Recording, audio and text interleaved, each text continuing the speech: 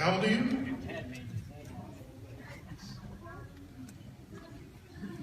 Okay. So wait, you have to tell everyone then, because if I repeated it, you'd think I'm lying. Here you go.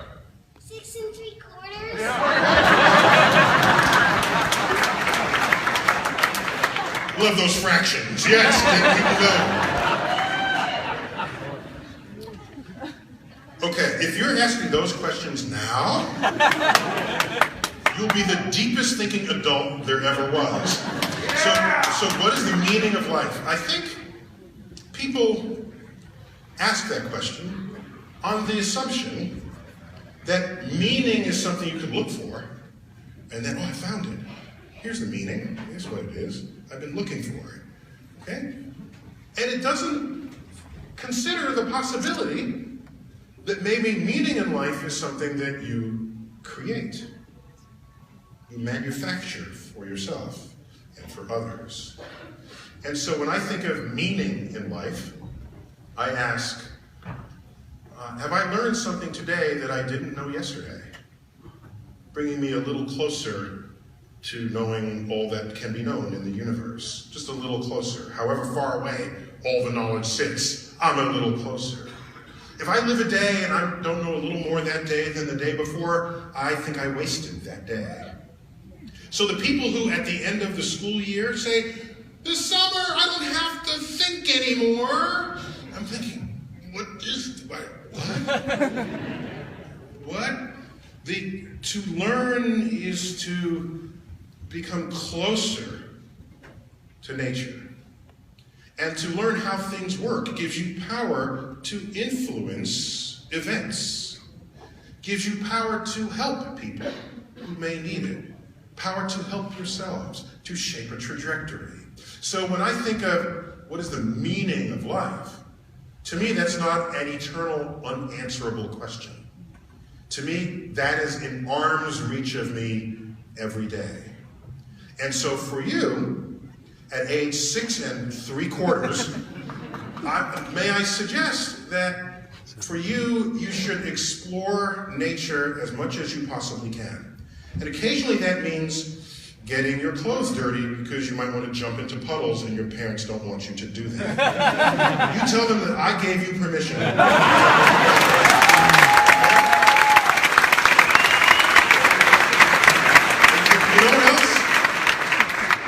You know what else?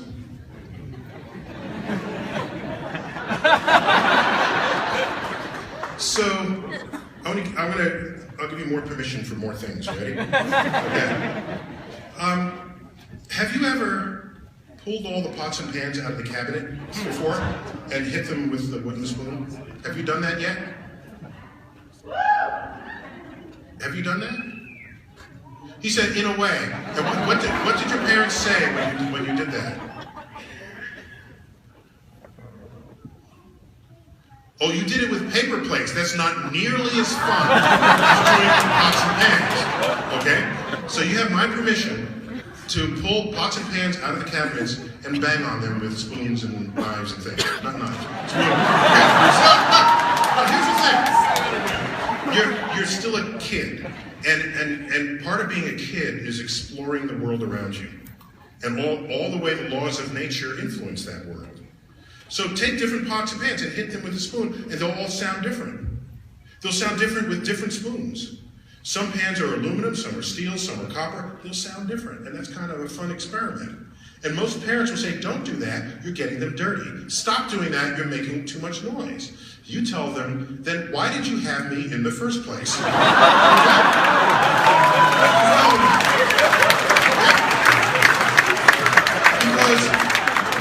you have just to remind them that they didn't have kids so that they could keep having a neat house, okay?